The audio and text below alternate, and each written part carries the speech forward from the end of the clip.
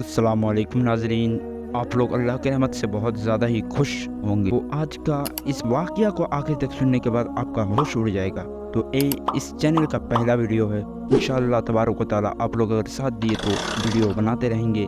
تو ویڈیو کو لائک اور چینل کو سبسکرائب کر کے ہم لوگ کا حوصلہ کو افزائی کیجیے۔ آپ لوگوں کو لائک اس لیے کرنے بول رہا ہوں تاکہ آپ لوگوں کا ایک لائک سے ہم لوگ کو اتنا زیادہ موٹیویٹ ملتا ہے جو آپ لوگ سوچ بھی نہیں سکتے۔ ابن اسحاق کا بیان ہے کہ ایک دفعہ عرائش کے ایک شخص کچھ اونٹ لے کر مکہ آیا۔ ابو جہل نے اس کی ساری اونٹ خرید لی اور جب اس نے قیمت طلب کی تو ٹال مٹول کرنے لگا۔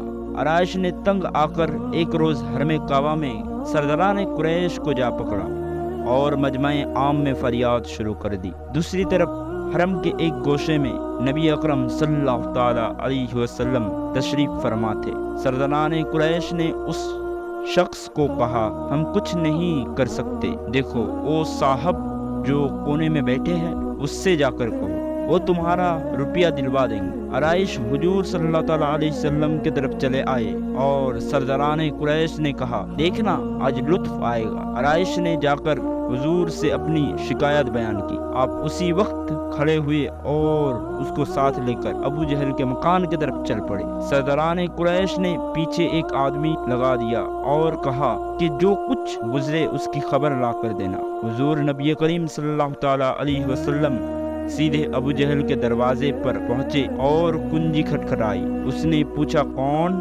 آپ نے جواب دیا، محمد۔ وہ حیران ہو کر باہر نکل آیا۔ آپ صلی اللہ تعالیٰ علیہ وسلم اس سے کہا، اس شخص کا حق ادا کر دے۔ تو اس نے جواب میں کوئی چوچا نہ، سیدھا اندر گیا اور اس کے اونٹوں کی قیمت لا کر اس کے ہاتھ میں دے دی۔ قریش کا وہ خبری حرم کی طرف دوڑ پڑا اور سرداران قریش کو جا کر سارا ماجرا سنایا اور کہنے لگا، واللہ آج میں نے جو عجیب معاملہ دیکھا وہ میں نے کبھی نہ دیکھا تھا۔